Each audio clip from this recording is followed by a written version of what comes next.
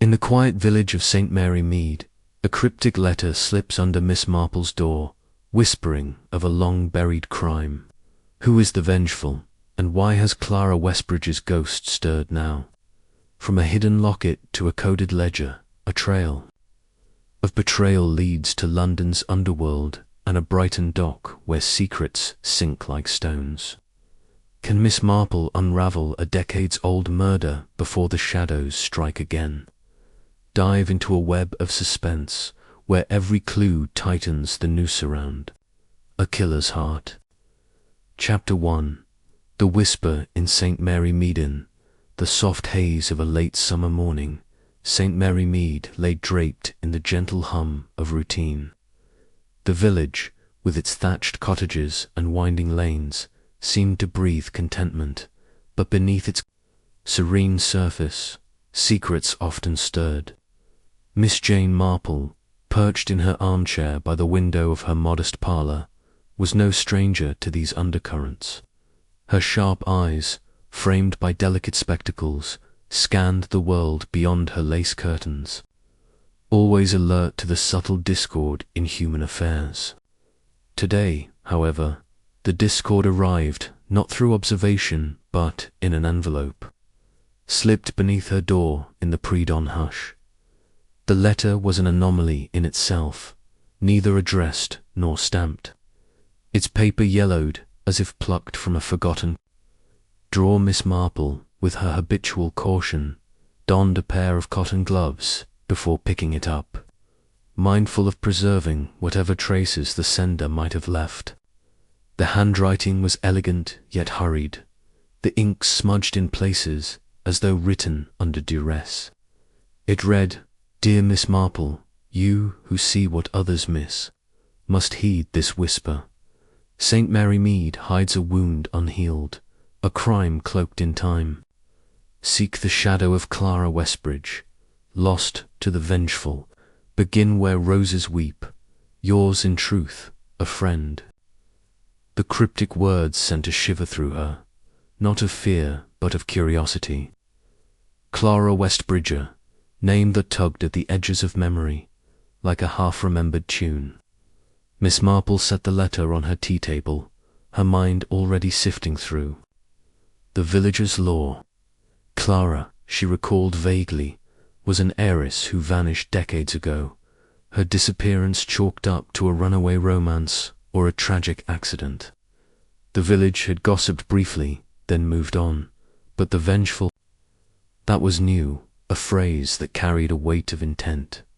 She rose, her movements deliberate, and poured herself a cup of Earl Grey, letting the steam curl around her thoughts. The reference to where roses weep was no idle flourish. Her garden, famed for its prize-winning roses, was her sanctuary, a place where she often unravelled the tangles of human motives. Could the clue be so close to home? She slipped on her gardening hat, a wide-brimmed affair that shielded her from both sun and prying eyes, and stepped into the dukest morning. The garden was a riot of colour, roses blooming in defiant splendour. Against the fading summer, Miss Marple knelt beside her favourite bed, where the crimson glories wept petals onto the soil, their fragrance heavy in the air. She brushed aside the earth, her fingers probing gently until they met something hard and unyielding. A small, tarnished locket lay buried just beneath the surface, its chain coiled like a sleeping serpent.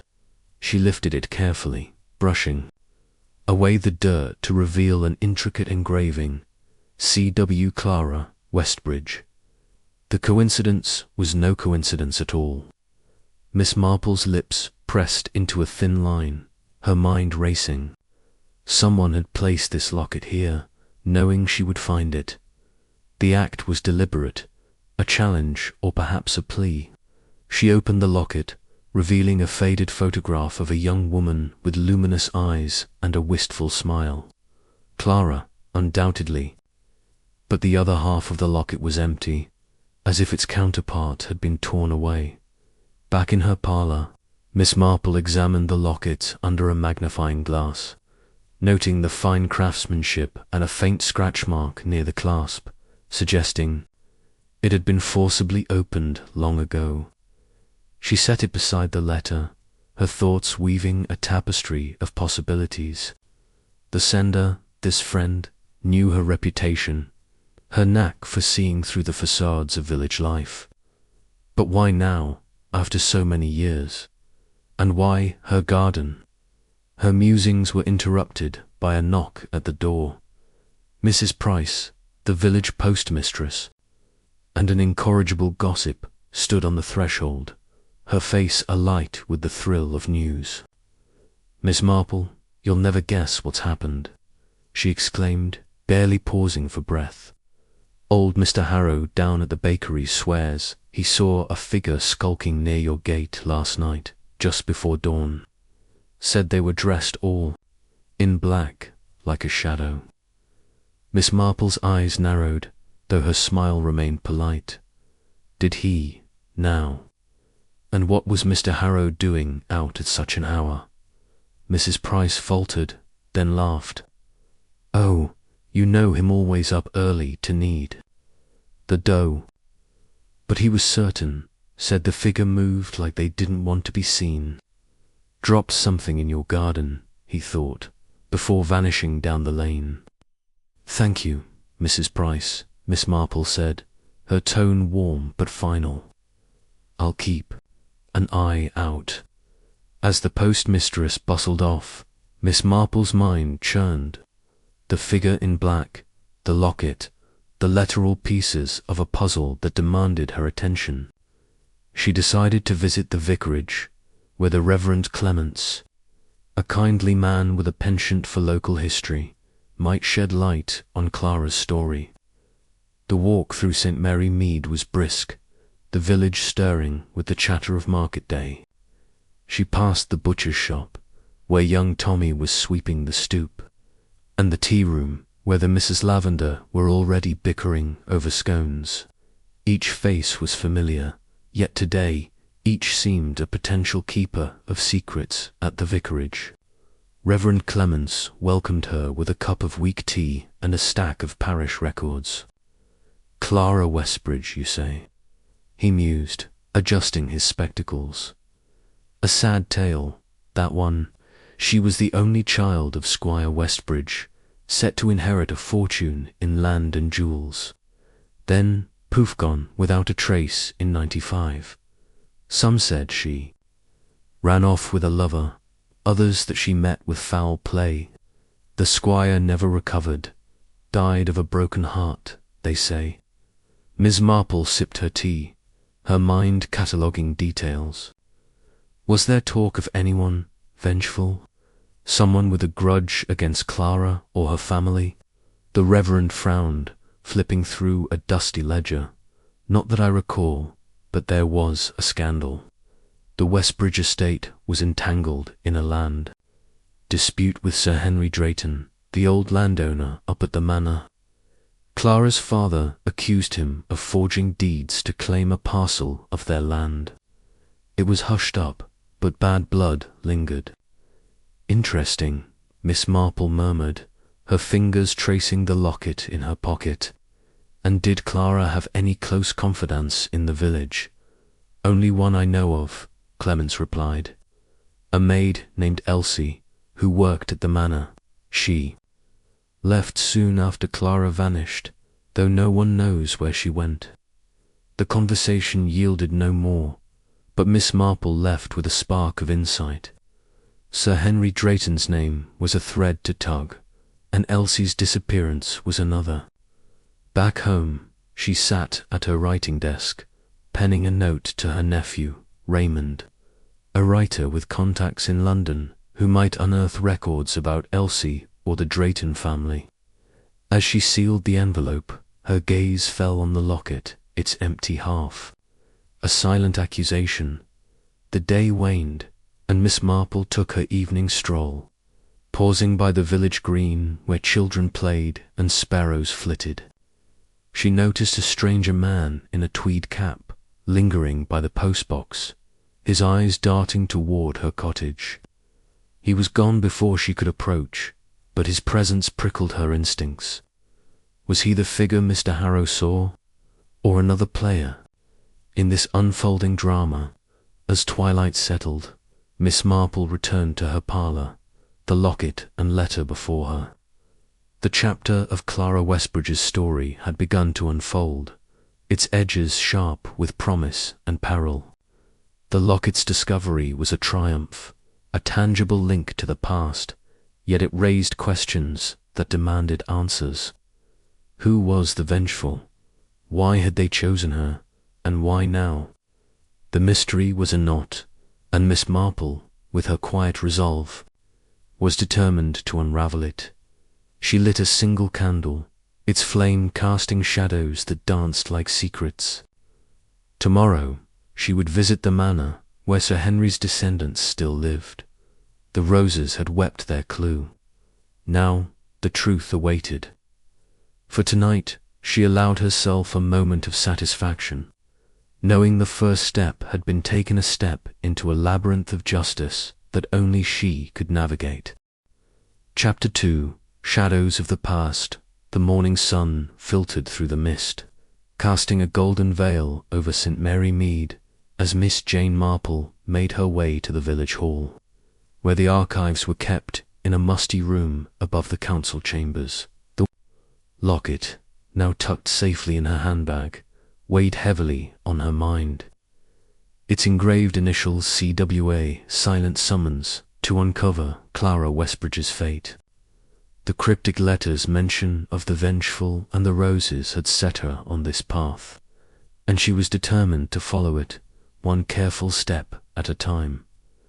The village hall was quiet, save for the creak of the wooden stairs as Miss Marple ascended to the archive room. Miss Pringle, the archivist, greeted her with a nod, her spectacles perched precariously on her nose. "Looking for something specific, Miss Marple?" she asked, her tone laced with curiosity. "Just a bit of history," Miss Marple replied, her smile disarming. "The Westbridge family, around the mid-1890s. Anything you have might help." Miss Pringle bustled to a shelf, groaning under the weight of leather-bound volumes and yellowed files. "Westbridge, you say? That's a name I haven't heard in years. Let's see." She pulled out a ledger marked St. Mary Mead Records, 1890 to 1900, and set it on a table dusted with time. As Miss Pringle retreated to her desk, Miss Marple opened the ledger, her fingers tracing entries written in faded ink. The Westbridge family appeared frequently: land transactions, charity donations, and notices of Clara's debut at a village ball.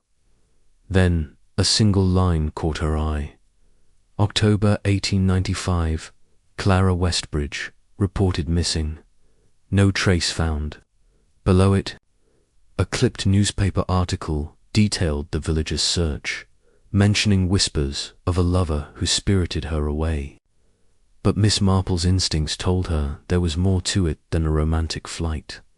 She turned to the next page, where a record of the land dispute with Sir Henry Drayton surfaced. The squire's accusations of forged deeds had caused a stir, but the matter was settled out of court, leaving the Westbridge estate diminished. Miss Marple's lips pursed. Greed, she knew, often wore a respectable mask. She made a note to investigate the Drayton family further, suspecting their wealth might hide darker truths. Leaving the hall, she decided to visit Mrs. Hawthorne, an elderly widow whose memory of village gossip was as sharp as her tongue. Mrs.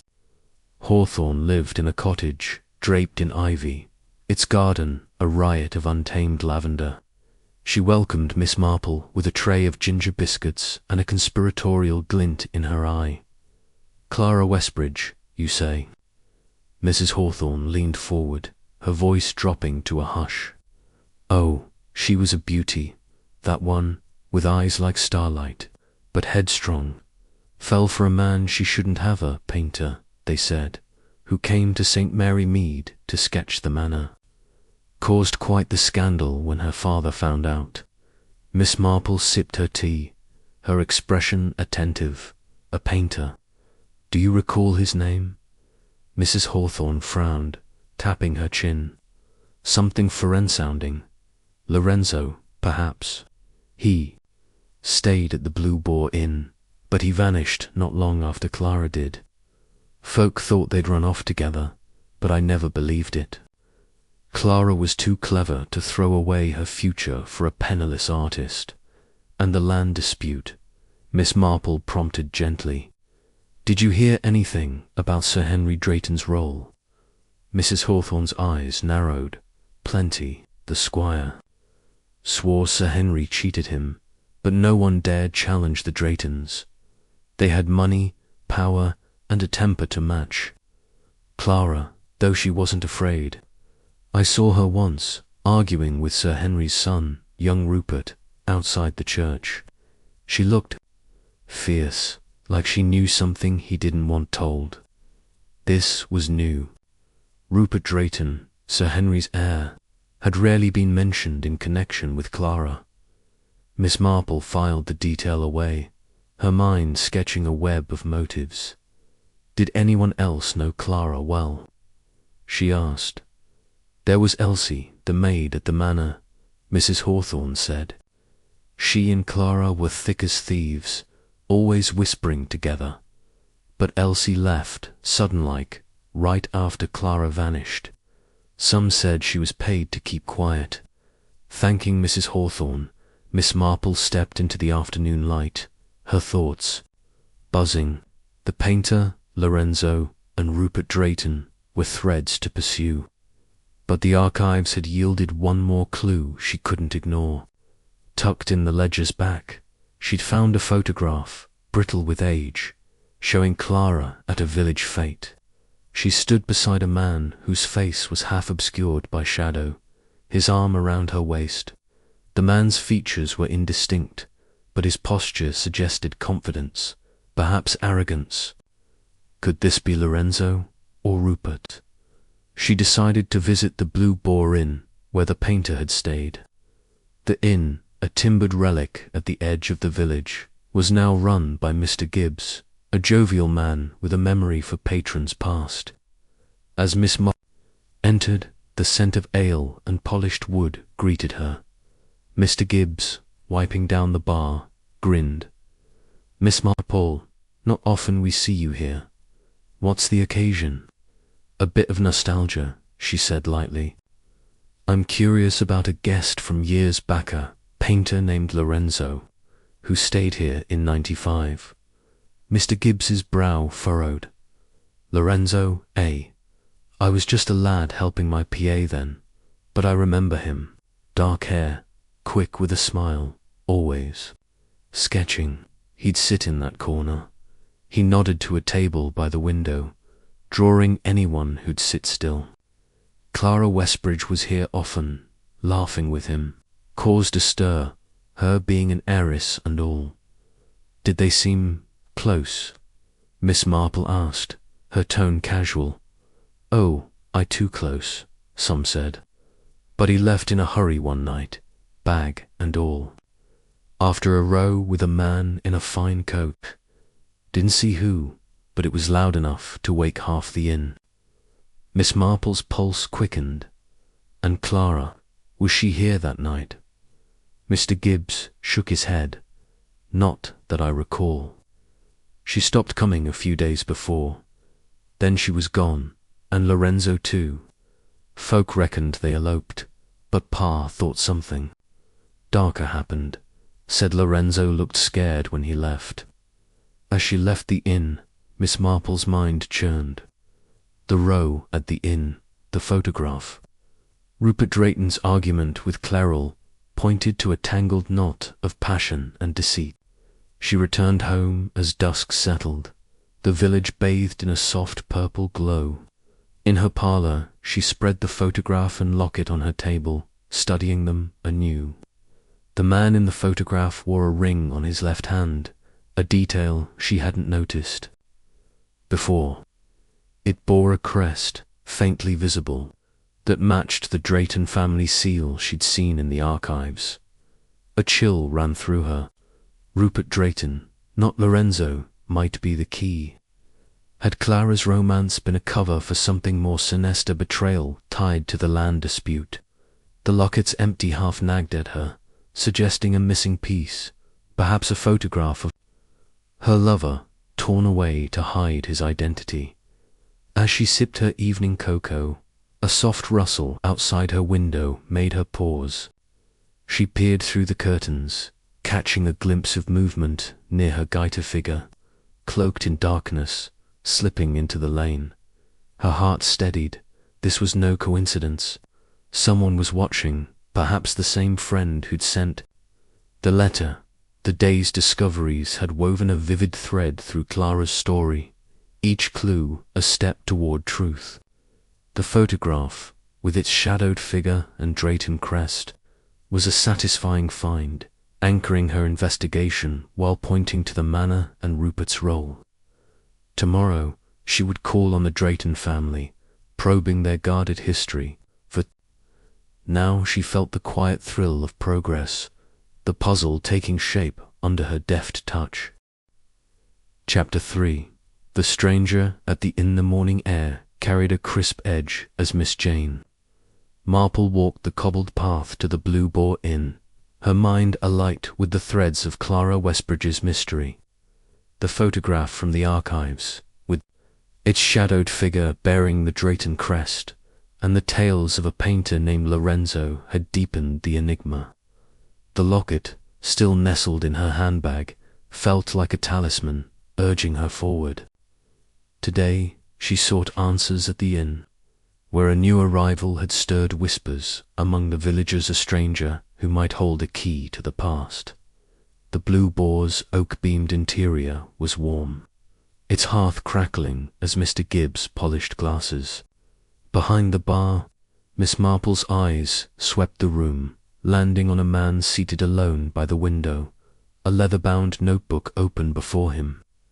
He was in his 40s, with sharp features and a tweed jacket that spoke of city sophistication rather than village rest. His pen moved briskly, pausing only when he glanced out the window, as if expecting someone. "Good morning, Mr. Gibbs," Miss Marple said, settling at a table near the stranger. "I see you've a new guest." Mr. Gibbs leaned in, his voice low. Calls himself Mr. Thornton. Says he's a historian, here to study St. Mary Mead's folklore. Been asking odd questions about old families, land deals, that sort of thing. Keeps to himself, mostly. Miss Marple's interest sharpened. A historian, arriving just as she uncovered Clara's locket and the Drayton connection, was no coincidence. She ordered a pot of tea, positioning herself to observe Thornton discreetly. His notebook was filled with neat script and sketches, one of which resembled the manor's gatehouse. She sipped her tea, waiting for an opening. As if sensing her gaze, Thornton looked up, his grey eyes meeting hers. He closed his notebook with a snap and offered a polite smile. "You must be Miss Marple," he said, his voice smooth with a hint of a northern accent. "The village speaks highly of your perceptiveness." Miss Marple's smile was equally polite, but her eyes were keen. "And you must be Mr. Thornton. St. Mary Mead is a quiet place for a historian. What brings you here? Old stories," he replied, leaning back. "This village has layers tales of lost heiresses, disputed lands. I'm writing a book on forgotten scandals. Perhaps you've heard of Clara Westbridge." The mention of Clara was deliberate, a test. Miss Marple kept her expression serene. "A sad story, long forgotten by most. What do you know of her?" Thornton's fingers tapped his notebook. "She was an heiress, vanished in '95. Some say she ran off with a lover. Others suspect foul play tied to a land dispute. I've found references to a ledger from the Drayton estates, something about irregular transactions. Ever come across such a thing?" Miss Marple's pulse quickened but she maintained her calm. The ledger he mentioned matched the one she'd found in the archives, hinting at forged deeds. His knowledge was too precise for a casual historian. Ledgers can be dull things, she said lightly, but they do hold secrets. Have you visited the manor yet? Not yet, Thornton admitted, his gaze flickering. The Draytons aren't keen on visitors. But I hear the old gatehouse has stories of its own meetings in the night, that sort of thing. Their conversation was interrupted by a sudden commotion at the bar. A delivery boy, breathless, handed Mr. Gibbs a telegram. Thornton's eyes darted to the boy, his posture stiffening. Miss Marple noted the change, her mind cataloguing his unease. She steered the talk to safer ground village fates, local legends while watching his reactions. Thornton was guarded, his answers vague, but he let slip one detail. He'd been to the churchyard, where Clara's father was buried, and noticed fresh flowers on the grave. Odd, for a man dead 30 years, Thornton mused, then caught himself, as if he'd said too much. Miss Marple nodded, her thoughts racing. Fresh flowers suggested someone still mourned or honoured a connection to the Westbridges. She excused herself, claiming a prior engagement, but lingered outside the inn, pretending to adjust her scarf. Through the window, she saw Thornton open his notebook, scribbling furiously, then pause to answer a ringing telephone at the bar. His expression darkened as he listened, and he hung up abruptly, grabbing his coat and leaving through a side door. Seizing the moment, Miss Marple slipped back inside. Approaching Mr. Gibbs, "Did Mr. Thornton mention where he was going?" she asked, her tone casual. Gibbs shook his head. Not a word, but he looked spooked after that call. Paid his bill and said he'd be back tomorrow. Miss Marple's next stop was the churchyard, a peaceful plot dotted with weathered stones. She found Squire Westbridge's grave, its inscription faded but legible. A bouquet of white lilies lay at its base, their petals fresh, tied with a black ribbon. She knelt, examining the ribbon, and found a tiny embroidered initial, E. Elsie, the maid who'd vanished with Clara, or another clue entirely. The village clock struck noon, and Miss Marple made her way to the tea room, where she could think undisturbed. Over a scone and a fresh pot of tea, she pieced together the morning's findings. Thornton's interest in the ledger and the gatehouse suggested he knew more than he let on. His sudden departure after the call hinted at urgency, perhaps a warning. The flowers on the grave were a poignant detail, tying someone, perhaps Elsa to, the Westbridge legacy. As she left the tea room, she passed the post office, where Mrs. Price waved her over. "Miss Marple, you'll want to hear this." Young Tommy saw that historian fellow, Thornton, near the manor last night, poking around the gatehouse. Said he was carrying a lantern, like he was searching for something. Miss Marple thanked her. Her mind worry. The gatehouse, mentioned by Thornton, was a crumbling structure on the Drayton estate, rarely visited. Could it hold the ledger he spoke of, or something else? She resolved to investigate, but not today. The light was fading, and she preferred the advantage of morning. Back in her cottage, Miss Marple sat by her fire, the photograph and locket on her table. She added a new note to her mental tapestry. Thornton, the self-proclaimed historian, was no mere scholar. His knowledge of the ledger and his nocturnal wanderings pointed to a deeper involvement. The lilies, with their embroidered E, were a tantalizing clue, suggesting a living link to Clara's time. The day had yielded a satisfying harvest. A stranger whose motives were suspect. A grave adorned with fresh grief, and a trail leading to the Drayton gatehouse. Miss Marple felt the thrill of the chase, tempered by caution. Tomorrow she would visit the manor, where the ledger or its secrets might lie. For now she savoured the progress, the mystery unfolding like a rose in her garden, each petal revealing a new layer of truth. Chapter 4. The ledger's secrets. The morning mist clung to St. Mary Mead like a gossamer veil as Miss Jane Marple approached the Drayton Manor, its grey stone facade looming through the haze. The stranger at the inn, Mr. Thornton, had planted a seed with his talk of a mysterious ledger tied to the Drayton estate, and the embroidered E on the lilies at Squire Westbridge's grave had sharpened her resolve. Clara Westbridge's disappearance, intertwined with whispers of the Vengeful, demanded answers, and the manor held the next clue. Miss Marple's sensible shoes crunched on the gravel path as she steeled herself for what lay ahead. The current occupant, Miss Eleanor Drayton, a spinster of stern disposition and Sir Henry's great-niece, greeted her at the door with a thin smile. "Miss Marple, what a surprise! To what do I owe this visit?" Her tone was polite but edged with wariness, her eyes scanning Miss Marple's unassuming figure. "I've been delving into village history," Miss Marple said, her voice light as a summer breeze. "The Westbridge family, in particular. Understand there was a dispute with your great-uncle, Sir Henry, years ago. I thought the manor's records might shed light." Eleanor's smile tightened. "Old quarrels, long settled. But you're welcome to look. The attic holds whatever papers remain. Mind the dust." Miss Marple followed Eleanor through the manor's dim halls, the air heavy with the scent of aged wood and wax polish.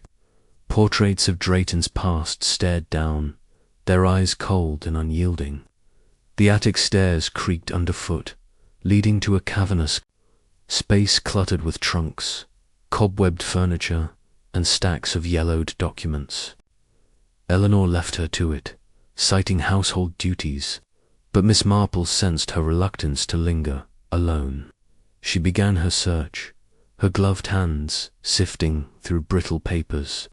Deeds, letters, and household accounts painted a picture of the Drayton family's wealth, built on land and influence.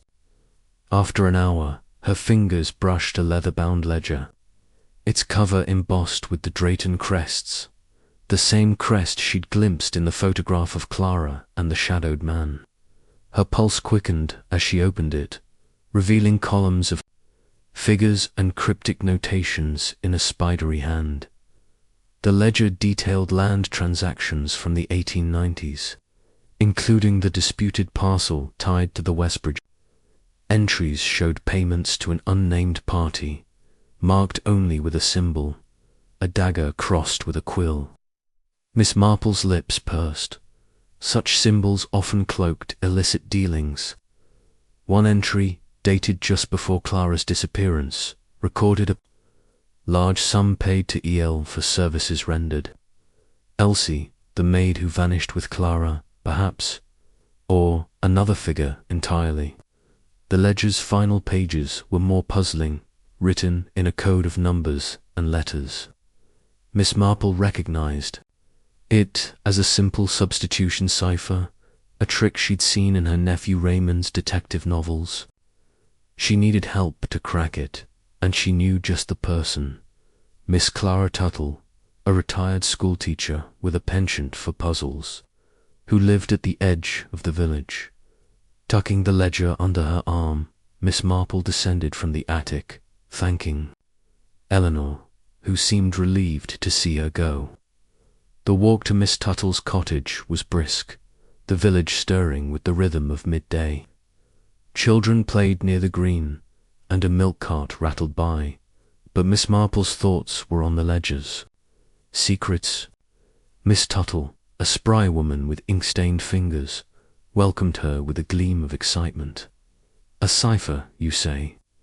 Miss Tuttle adjusted her glasses, peering at the ledger's coded pages. Let's have a go, then. Over tea and shortbread they worked, mapping numbers to letters and testing patterns. After an hour, the code yielded its prize, a series of entries detailing a hidden land transfer, funneling Westbridge property to an offshore account via a shell company named Vengeful Holdings. Miss Marple's breath caught. Vengeful Holdings echoed the letter's mention of the Vengeful. The ledger confirmed Sir Henry Drayton's fraud, stripping Clara's family of their inheritance. But there was more. A folded map, tucked in the ledger's binding, slipped free. It depicted the Drayton estate, with a red X marking a secluded grove near the boundary, labelled well site. Miss Tuttle raised an eyebrow. A well sounds like something out of a Gothic novel. What's next? Miss Marple awoke in. The woods, I think, Miss Marple replied, her smile serene but her mind alight. She thanked Miss Tuttle and returned home, the ledger and map safe in her handbag. The grove was a place she'd passed often, its ancient oaks hiding a forgotten well, long overgrown. Could it hold evidence of Clara's fate, or the vengeful figure behind it? As she entered her cottage, a shadow moved beyond her garden gate. She paused, peering through the window, but saw only the sway of roses in the evening breeze. Yet the prickle at her neck told her she was watched, perhaps by Thornton, the so-called historian, or another player in this deepening game. She locked her door, a rare precaution, and spread the map on her table beside the locket and photograph. The day's discoveries were a triumph. The ledger's coded entries exposed a fraud tied to Vengeful Holdings, and the map pointed to a tangible clue in the grove. The connection to Elsior, whoever E.L. was, added a new thread to the tapestry. Miss Marple felt the quiet satisfaction of progress, each piece fitting into the puzzle of Clara's disappearance. Tomorrow she would visit the grove, armed with the map and her unerring instincts. For now, she lit her lamp, its glow casting long shadows, and allowed herself a moment to savor the unraveling of a mystery that had waited decades for her touch. Chapter 5. Whispers in the Grove. The dawn painted St. Mary Mead in hues of amber and rose as Miss Jane Marple set out for the secluded grove marked on the Drayton estate map.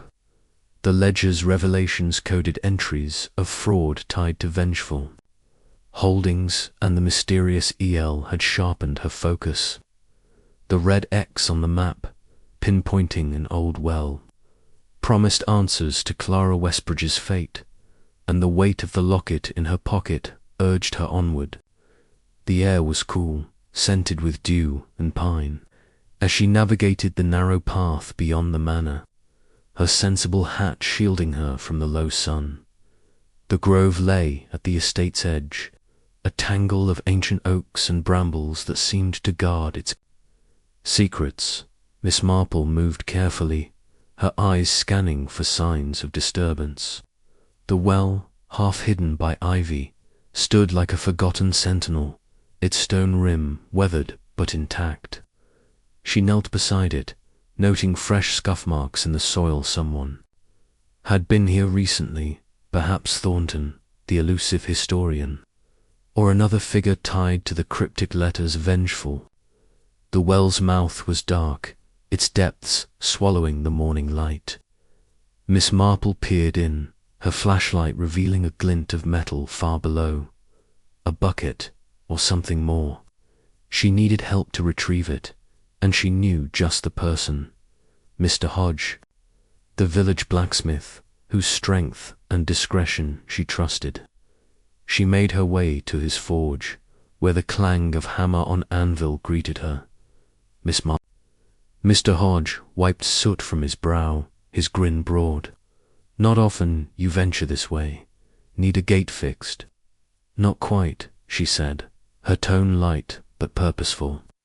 "I've found an old well on the Drayton estate, and there's something inside." I'd like to retrieve. Could you spare a moment with a rope and hook? Mr. Hodges' curiosity flickered, but he asked no questions, grabbing his tools and following her back to the grove. With practiced ease, he rigged a rope to the well's rusted pulley, lowering a hooked pole into the darkness. After a few tense moments, he pulled up a small, locked metal box, its surface pitted with rust but intact. Miss Marple's heart quickened. This was no ordinary find. Back at Mr. Hodges' forge, he pried open the box with a crowbar, revealing a leather-bound diary, its pages brittle but legible. The cover bore Clara Westbridge's initials, etched in gold. Miss Marple thanked Mr. Hodge, promising him a jar of her homemade jam, and hurried home, eager to explore the diary's contents. In her parlour, with a pot of tea steaming beside her, she opened the diary. Clara's handwriting was elegant, her words vivid with emotion. The entries, dated 1895, chronicled her growing fear of a shadowed figure who threatened her family's legacy. One passage stood out. October 3rd, he grows bolder, demanding I yield the deeds or face ruin. I trusted him once, loved him even, but his heart is cold. The Vengeful, he calls himself, as if justice cloaks his greed. I must meet him at the station tomorrow, or he swears I'll vanish like smoke. Elsie knows, but she's terrified. I pray I'm strong enough. Miss Marple's breath caught. The Vengeful was no abstract force, but a person, someone Clara knew intimately. The mention of the station aligned with village gossip about her final night, but the diary offered no name-only fear and betrayal. She turned the pages, finding sketches of the manor, the grove, and a man's silhouette, his face obscured but wearing a ring with the Drayton crest. Rupert Drayton, Sir Henry's son, loomed ever larger in her suspicions. As she closed the diary, a soft creak from her garden drew her attention. She peered through the window, spotting a fresh carving on the oak tree near her gate, CW etched, with a knife's precision. Her pulse steadied. This was a message, bold and deliberate. Someone, perhaps the letter's friend or the watcher in the shadows, knew she was closing in. The carving was recent, the wood still pale where the blade had cut. Thornton, Elsie, if she still lived, or the Vengeful himself. Miss Marple returned to her table, the diary a treasure that anchored the day's progress. She jotted notes, linking Clara's words to the ledger's fraud and the photograph's crest. The station meeting, mentioned in the diary, was her next lead, but the carving suggested urgency, a warning or a taunt. She resolved to visit the old station tomorrow, but for now, she needed to safeguard her finds. Slipping the diary into a locked drawer, she stepped outside to examine the carving more closely. The oak stood sentinel by her gate, its branches whispering in the evening breeze.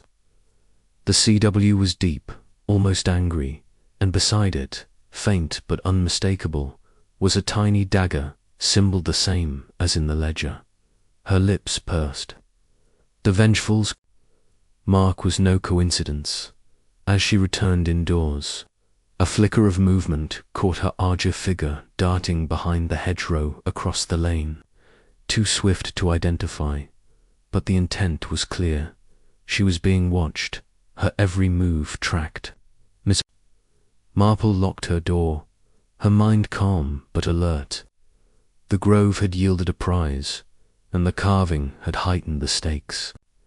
The diaries, revelations, Clara's fear, the Vengeful's threat, and the station rendezvous were a satisfying step forward, yet they opened new questions.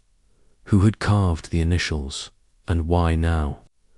By her fireside, Miss Marple sipped her tea, the locket, photograph, ledger, and now diary forming a constellation of clues. The Grove's secrets had whispered Clara's truth, and tomorrow the station might speak louder. For now, she savoured the day's triumph, the puzzle's edges sharpening under her steady hand. Chapter 6. The Ghostly Station. The early morning air was sharp with the promise of autumn as Miss Jane Marple made her way to the old St. Mary Mead railway station, a crumbling relic at the village's edge.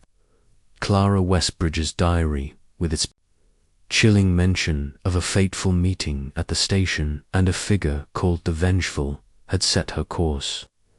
The fresh carving of CW and the dagger symbol on her oak tree, coupled with the unseen watcher in her garden, had heightened her senses.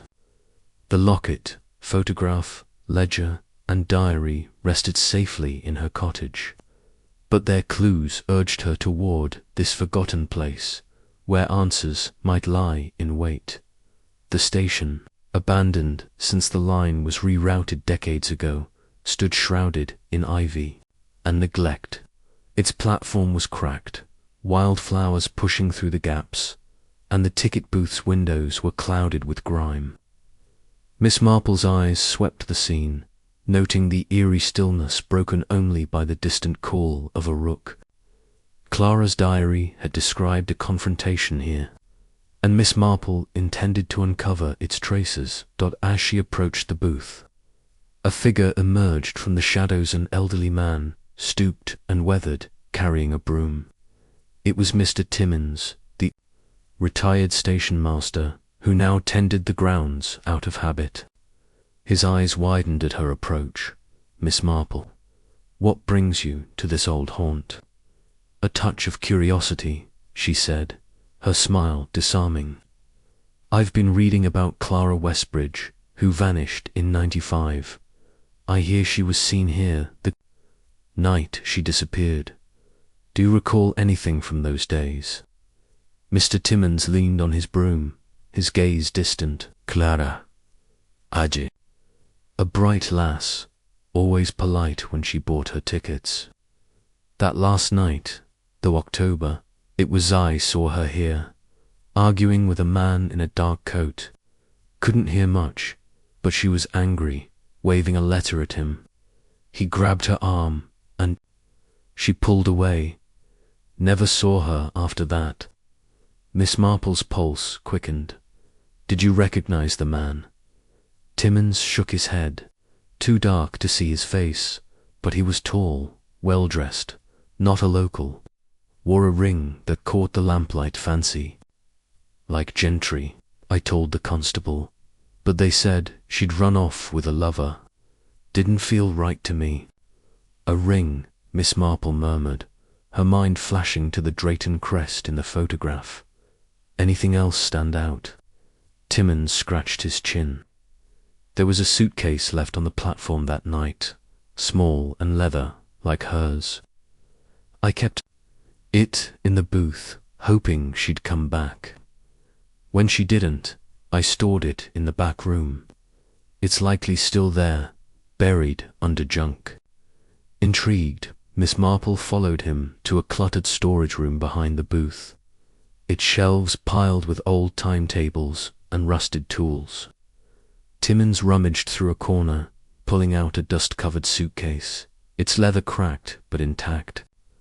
A monogram, CW, was embossed on the clasp. Miss Marple's fingers brushed the initials, matching those on her locket. "May I open it?" she asked. Timmins nodded, and she carefully unlatched the case. Inside were a few personal items: a silk scarf, a silver hairbrush, and a torn ticket stub for a London train. Dated October 4th, 1895, the night Clara vanished. Tucked in a side pocket was a folded note, its ink faded but legible. "Meet me at King's Cross, midnight. Trust no one. L." The initial L sparked a connection. Lorenzo, the painter, or another figure. "This is most helpful, Mr. Timmins," Miss Marple said, slipping the note and ticket stub into her handbag. Did anyone else come looking for Clara after that night? Only Elsie, her maid, Timmins replied, came by a week later, asking if I'd seen Clara. Looked scared, like she was running from something. Never saw her again, either. Miss Marple thanked him, her mind racing. The ticket stub and note suggested Clara had planned to flee to London, perhaps with Lorenzo. But the argument Timmins witnessed hinted at betrayal. The Drayton ring linked the man in the dark coat to Rupert Drayton, but the notes muddied the waters. Was Lorenzo a lover or a lure? As she left the station, a rustle in the nearby bushes made her pause. She turned, catching a glimpse of a figure retreating into the trees, too quick to identify, but the same fleeting presence she'd sensed in her garden. Her instincts told her it was no coincidence. She hurried home, the suitcase's contents a precious find, but a magnet for danger, in her parlour. Miss Marple examined the ticket stub and note under her magnifying glass. The stub was for a midnight train, one way, suggesting Clara intended a permanent escape. The note's warning to trust no one echoed the diary's fear of the vengeful. She cross-referenced the train schedule in an old almanac, discovering the midnight train connected to a London station known for its underworld. Ties in the 1890s, a hub for smugglers and crime syndicates. The realization struck like a spark. Clara's disappearance might tie to a larger network, one the Ledger's Vengeful holdings could be part of. The Drayton crest, the station argument, and the London connection wove a sinister thread. Miss Marple jotted notes, her hands steady despite the growing stakes. The watcher in the bushes was a reminder that her pursuit was noticed, perhaps by Thornton or someone closer to the Vengeful dot. As evening fell, she stood by her window, the station's, secrets settling in her mind. The ticket stub was a tangible triumph, anchoring Clara's final moments while pointing to London's shadowy underbelly. Tomorrow she would follow the trail to the city, seeking the bookshop Clara's diary mentioned. For now, she locked the stub and note with her other clues, the locket's weight a quiet reminder of her purpose.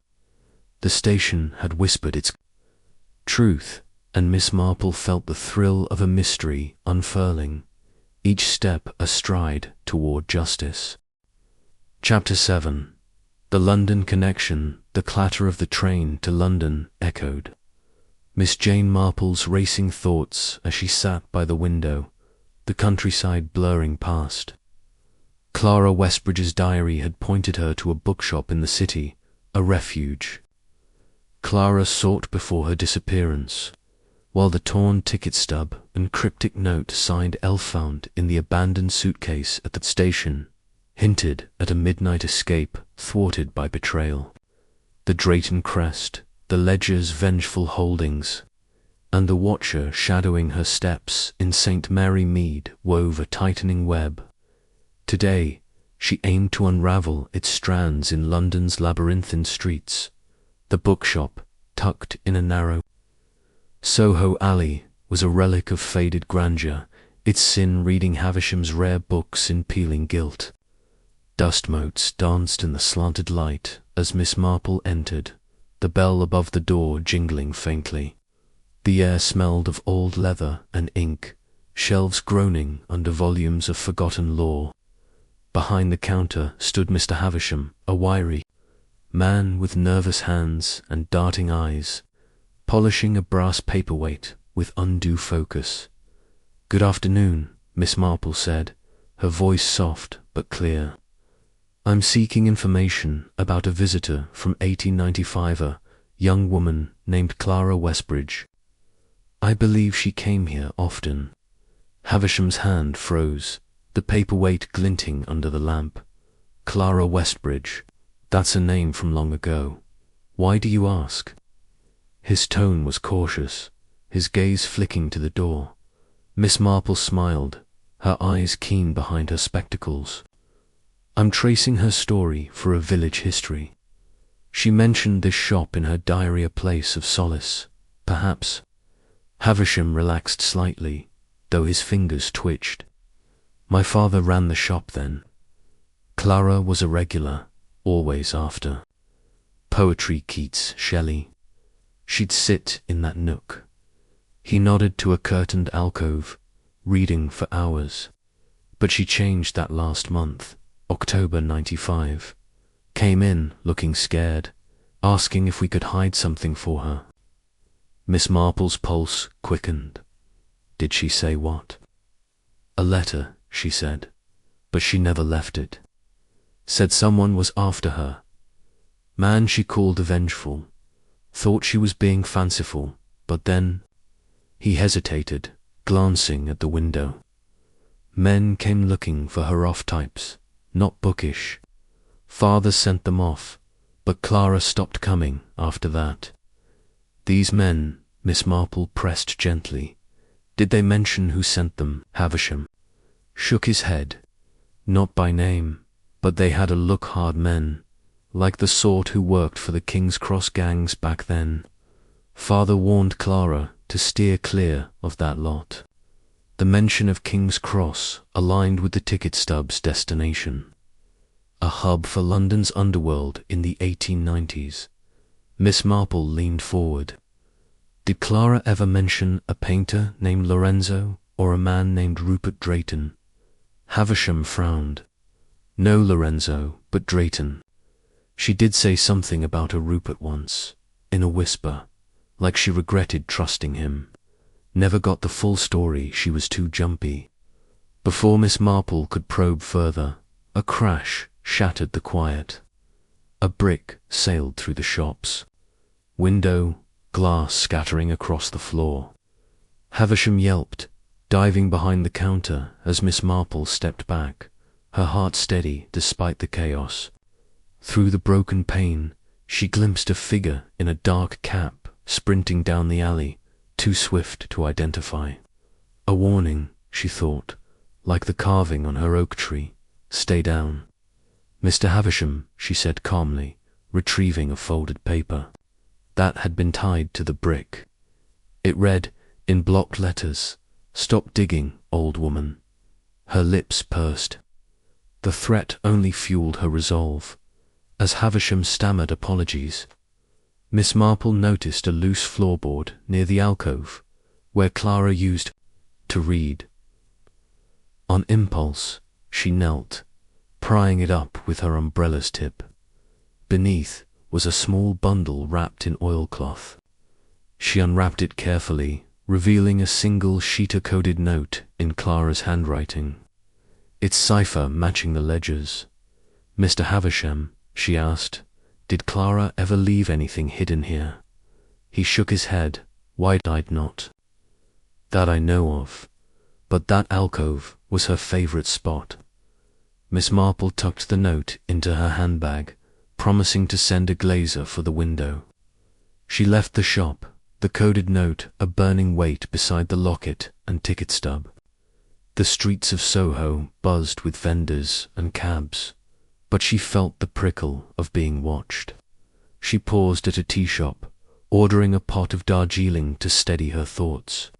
Deciphering the note required quiet, and her nephew Raymond's London flat was nearby, with his typewriter and knack for puzzles at the flat.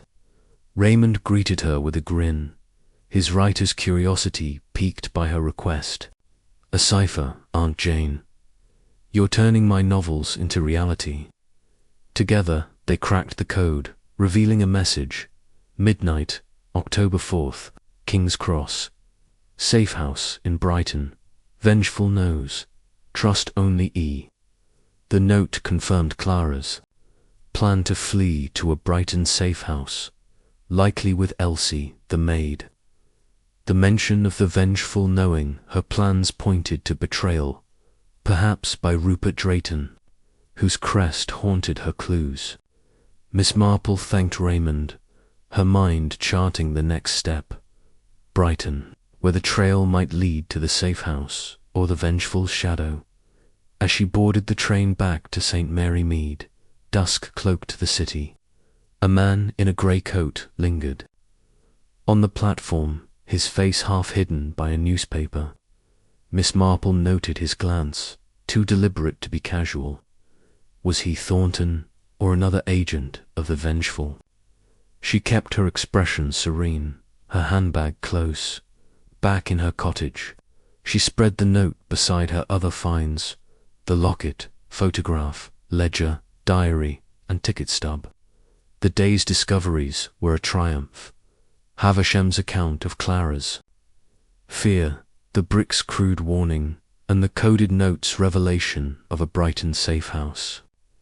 Each clue tightened the noose around the Vengeful's identity, with Rupert Drayton's shadow looming large. Tomorrow, she would head to the coast, seeking the safe house. For now, she locked her door, the note's warning to trust only E, echoing in her mind. The London connection had unveiled a critical piece, and Miss Marple savoured the quiet thrill of a mystery drawing ever closer to its heart. Chapter 8. Tides of Deception. The salty temps of the sea greeted Miss Jane Marple as she stepped off the train in Brighton, the coastal town's breeze carrying whispers of secrets. Clara Westbridge's coded note, found beneath the bookshops. Floorboard had pointed to a safe house here, a refuge she never reached. The diary's mention of the Vengeful, the ledger's fraudulent Vengeful holdings, and the ticket stub's London connection had drawn a perilous path from St. Mary Mead to this bustling shore. The brick thrown through Havershem's window and the shadowed figure on the London platform warned her she was not alone in this hunt. With her handbag clutching the locket, photograph, ledger, diary, ticket stub, and note, Miss Marple moved with purpose, her eyes sharp beneath her sensible hat. Brighton's promenade buzzed with holidaymakers, but Miss Marple sought quieter streets, following the note's clue, a safe house near the West Pier, posing as a tourist seeking local lore. She stopped at a fishmonger's stall, where an old fisherman named Mr. Cobb was gutting mackerel with practiced ease. His weathered face creased into a smile as she approached. "Good day, sir," she said, her tone warm. "I'm tracing an old story about a young woman who came to Brighton in 1895, Clara Westbridge. She may have sought a safe house near the pier. Have you heard tales of such a place?" Mr. Cobb's knife paused, his eyes narrowing. "Clara Westbridge. That's a name from my granddad's time. He worked the docks, saw all sorts come and go. There was a house on Salt Lane used by folk dodging trouble. Smugglers, mostly, but sometimes others. Grandad said he saw a lass like your Clara board a boat one night, October 95, never came back." Miss Marple's heart quickened. Abode, did he see who was with her? Cobb shook his head. Too dark, but he heard her arguing with a man's sharp voice, city accent. Said she sounded scared, clutching a bag like it held her life. Next day, the boat was gone, and so was she. The detail aligned with Clara's diary and the station master's tale of her final night. Miss Marple thanked Cobb, slipping him a coin for his trouble, and made her way to Salt Lane, a narrow street of weathered cottages overlooking the sea. The safe house, if it still stood, would be discreet, likely unmarked. She knocked at a boarding house with a faded sign, Seaview Rest, where an elderly landlady, Mrs. Gale, answered, her apron dusted with flour. "I'm researching old tenants," Miss Marple said, her smile disarming. "A woman named Clara Westbridge, or perhaps her maid, Elsie, may have stayed here in 1895. Mrs. Gale's eyes flickered with recognition. "My mother ran this place then. She kept a log never, threw anything out. Come in, I'll check." She led Miss Marple to a cramped parlour, pulling a dusty ledger from a shelf. Flipping to 1895, she pointed to an entry, Miss C.W. 1. Night, October 4th. Paid in advance. Left with a gentleman at dawn. A gentleman, Miss Marple pressed. Any description? Mother noted he was tall, wore a dark coat with a silver pin. Didn't give a name, but he paid extra to keep it quiet. She thought they were running from something, debt maybe, or worse. The silver pin sparked a memory, the Drayton crest, perhaps a variant. Miss Marple thanked Mrs. Gale and stepped outside, the sea's rhythm urging her to act. The safe house had confirmed Clara's presence, but the boat's disappearance suggested foul play. Smugglers, Cobb had said, and the ledger's vengeful holdings hinted at a criminal network. She needed evidence, and the docks were her next stop. Under the cover of dusk, Miss Marple walked the pier's edge, where fishing boats bobbed in the tide. A cluster of warehouses stood nearby, their windows dark but for one flickering light. She crept closer, her umbrella a makeshift cane to steady her on the uneven boards.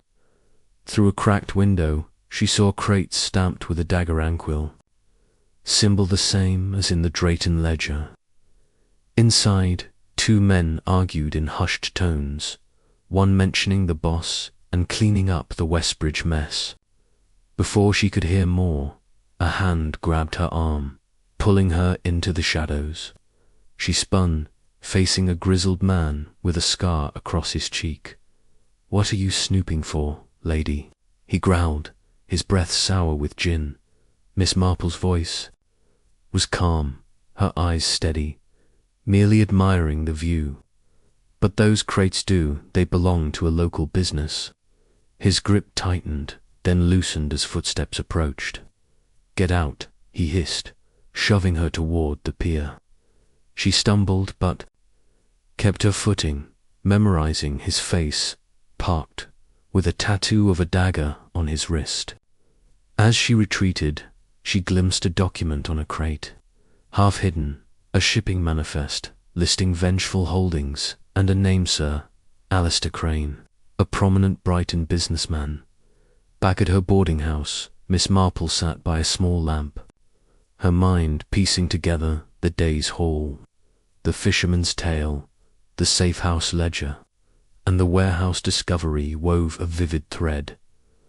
Clara had reached Brighton, only to vanish by boat, likely betrayed by the man with the silver pin. The manifest tied Vengeful holdings to Crane, whose name was new but resonant, perhaps a descendant of the Drayton network. The smuggler's threat confirmed she was closing in, her presence a spark in a powder keg. She locked the manifest, fragment torn from the crate in her hasty retreat, with her other clues. The day's work was a triumph. The safe house confirmed Clara's final steps, and the manifest named a new player. Tomorrow she would confront Crane, probing his link to the Vengeful. For now, she gazed at the sea through her window, its waves, whispering of truths yet to surface, her heart steady with the thrill of a mystery nearing its crux. Chapter 9.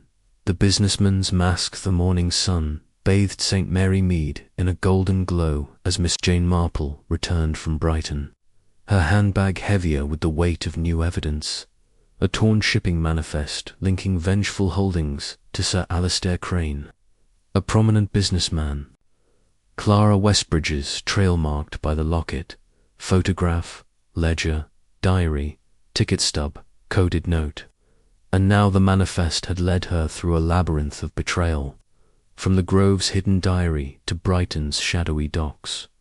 The smuggler's threat and the dagger anquil symbol confirmed a criminal network, with Crane as a potential linchpin. Today, she would confront him, but first, she needed to tread carefully in her own village, where the Vengeful's eyes seemed to follow her. Sir Alistair Crane, she learned from village gossip, had retired to St. Mary Mead 5 years ago. living in a grand house on the outskirts, a modern contrast to the Drayton Manor. His reputation as a philanthropist and council member cloaked him in respectability, but Miss Marple knew facades often hid the darkest truths. She dressed in her most unassuming tweed, her locket and manifest tucked securely in her handbag, and set out for Crane's residence. Her umbrella a quiet ally against both rain and suspicion. The Crane house was a study in opulence, its manicured lawns framed by iron gates. Miss Marple rang the bell, and a butler ushered her into a drawing-room adorned with maritime painting ships and stormy seas, a nod to Crane's coastal ties. Sir Alistair appeared, a tall man in his 60s, with silver hair and a polished smile that didn't reach his eyes. "Miss Marple, what an honour," he said, gesturing to a plush chair. "To what do I owe this visit?" "I'm exploring village history," she replied, her tone mild but her gaze sharp. "The Westbridge family, particularly Clara, who vanished in 1895. Your name surfaced in connection with certain transactions from that era." Crane's smile faltered, his fingers tightening on his teacup. "Clara Westbridge, a tragedy, but before my time. I wasn't born until 1900. Perhaps you mean my grandfather, Sir Henry Drayton's cousin. He dealt in land, but I know little of it." Miss Marple noted the lie. The manifest, dated recently, bore his name, not his grandfather's. She leaned forward, her voice gentle but probing. "Yet your business, Vengeful Holdings, appears in documents tied to the Westbridge estate's loss, and Clara's diary mentions a vengeful figure she feared. Curious, don't you think?" Crane's eyes narrowed, but he recovered quickly, chuckling. "A coincidence, surely. Vengeful Holdings is a modern venture shipping, mostly. As for Clara, I've only heard rumours. A runaway heiress, wasn't she?" Miss Marple produced the manifest fragment, its dagger and quill symbol stark against the paper. "This suggests otherwise. Found in a Brighton warehouse, linked to a boat Clara boarded the night she vanished. Your name, Sir Alistair, not your grandfather's." The room grew still, the tick of a grandfather clock loud in the silence. Crane's face hardened, his charm slipping. "You're meddling in dangerous waters, Miss Marple. I'm a businessman, not a villain. If there's a Vengeful, it's not me. I was a pawn in those days, pressured by men with real power, men tied to the Draytons, to London's underworld." Miss Marple's heart quickened, but her expression remained serene. "Then perhaps you can clarify. Where might I find evidence of Clara's fate? A safe, perhaps, holding her family's jewels or papers?" Crane hesitated, his gaze flicking to a bookshelf lined with nautical tomes. "You're relentless," he muttered, rising. "Very well. I keep old family records, nothing more." He crossed to the shelf, pressing a hidden panel that revealed a wall safe. With a reluctant turn of the dial, he opened it, pulling out a velvet pouch and a sealed envelope. The pouch held a necklace of sapphires and diamonds, unmistakably Clara's, matching a sketch in her diary. The envelope bore her handwriting, addressed to Elsie, my confidante. Miss Marple's fingers brushed the jewels, her mind racing. These belonged to Clara. Why keep them? Crane's shoulders sagged. "They were sent to me years ago, anonymously, with a note claiming they were payment for silence. I never knew what it meant, but I kept them, fearing blackmail. The envelope arrived later, unopened. I swear, I'm no murderer, just a man caught in a web." Miss Marple opened the envelope, revealing a letter. "Elsie, if I don't return, the Vengeful has won. He's not Rupert, but another, higher. In the chain, the jewels are proof of his greed. Hide them and forgive me. See, the words were a thunderbolt, not Rupert Drayton, but someone above him, orchestrating the fraud and Clara's demise. Before she could press further, a loud crash echoed from the hall, the front door forced open. Heavy footsteps approached, and Crane paled. "They've found us," he whispered, shoving the pouch and letter into her hands. "Go through the garden." Miss Marple slipped out a side door, clutching the evidence, as two men in dark coats burst into the room. She darted through the rose garden, her heart pounding but her mind clear. Hiding behind a hedge, she heard shouts, "Where's the old woman?" before the men retreated, their car roaring away. Crane's complicity was unclear, but his fear was real. Back in her cottage, Miss Marple locked the door, spreading the necklace and letter beside her other clues.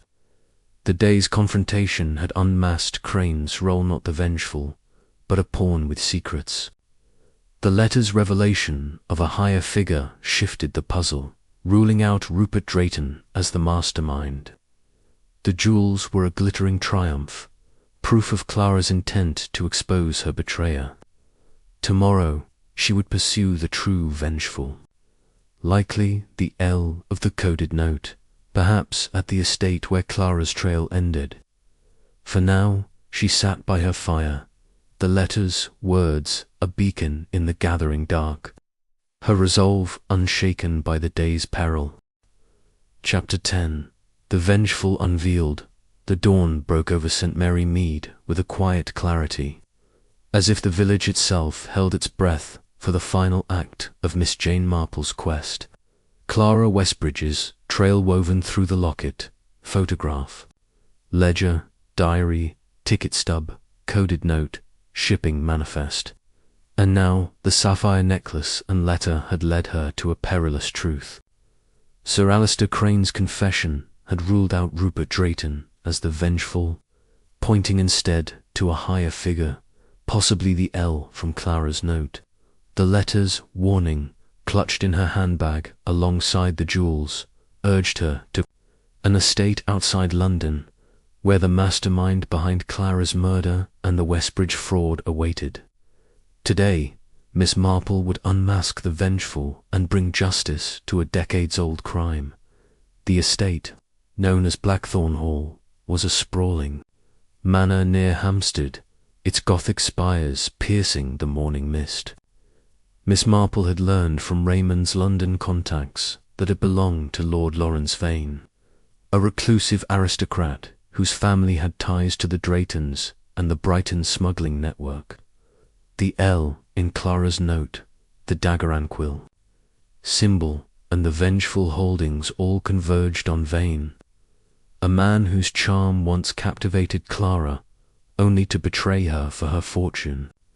Armed with her evidence, Miss Marple boarded an early train, her heart steady but her senses alert for the watchers who had dogged her steps. Blackthorn Hall's gates loomed, guarded by a door groundskeeper who eyed her skeptically.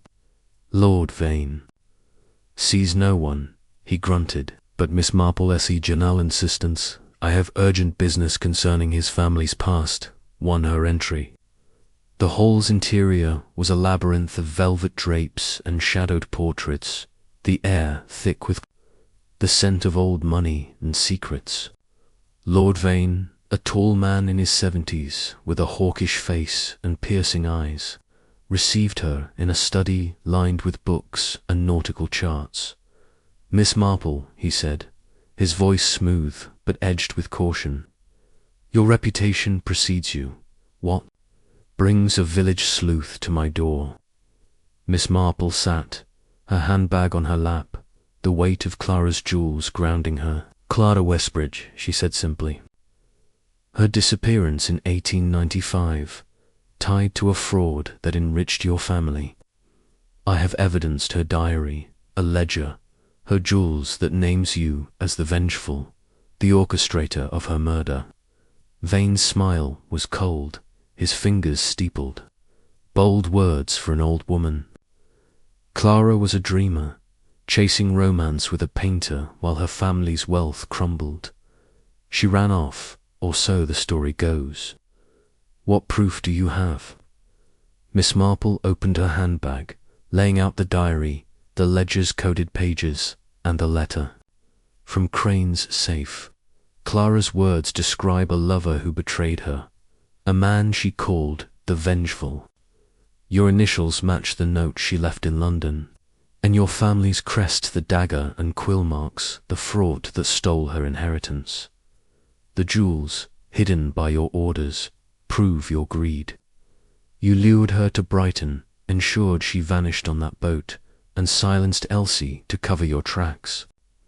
Vane's composure cracked, his eyes flashing. You're clever, but you're meddling in a game beyond you. My family built an empire. Clara's fortune was a small price. She was naive, trusting me until she saw the truth. I couldn't let her expose me. Miss Marple's voice remained calm, her gaze unyielding. And the others, the men in Brighton, the threats in St. Mary Mead. Your empire is crumbling, Lord Vane. He laughed, a brittle sound, and rose, pacing to a window. You think you've won? My men are never far. As if on cue, the study door burst open, revealing to burly figures the smuggler from Brighton and another with a familiar tattooed wrist. Miss Marple's heart raced, but her mind was clear. She had prepared for this. Gentlemen, she said, standing, her umbrella in hand. Before you act, know that I've sent copies of my evidence to Scotland Yard, care of Inspector Craddock.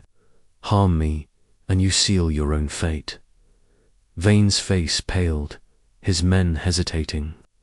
Miss Marple pressed her advantage, stepping toward a tapestry on the wall, a hunch from the nautical charts she'd glimpsed. She pulled it aside, revealing a hidden door. You're safe, Lord Vane. More secrets, perhaps. Before he could stop her, she twisted the handle, finding a cache of documents, deeds, blackmail letters, and a confession signed by Vane, detailing Clara's murder to secure her wealth. The smugglers lunged, but Miss Marple was ready. She pressed a concealed button on her umbrella, a gift from Raymond with a hidden alarm. A shrill whistle pierced the air, startling the men. Outside, shouts echoed. Inspector Craddock and his officers, alerted by her earlier call, stormed the hall. Vane's men froze, and he sank into his chair, defeated. You underestimated me, Miss Marple said softly, as Craddock handcuffed Vane. Clara deserved justice, and her family deserves their legacy. The police secured the evidence, and Miss Marple handed over the jewels, ensuring they would be returned to Clara's distant cousins, traced through Raymond's contacts. As Vane was led away, his empire dismantled, he muttered, "The Vengeful was my pride, not my shame." Miss Marple merely smiled, her work complete. Back in St. Mary Mead, she sat in her garden, the roses blooming fiercely despite the autumn. Chill, the locket, now with Clara's cousins, was a symbol of closure. The photograph, ledger, diary, ticket stub, note, manifest, and letter were filed with the police, their truths laid bare. Elsie, she learned, had fled to America, her silence bought by Vane's threats. But she lived still, her story confirmed by a transatlantic letter. As twilight settled, Miss Marple sipped her tea, reflecting on the justice served. The Vengeful was unmasked, his network broken, and Clara's memory honored. No shadows lingered at her gate, no watchers in the dark. The puzzle was solved, its pieces fitting perfectly under her steady hand. She closed her eyes, the roses whispering peace. and knew this chapter her ultimate quest was truly at its end.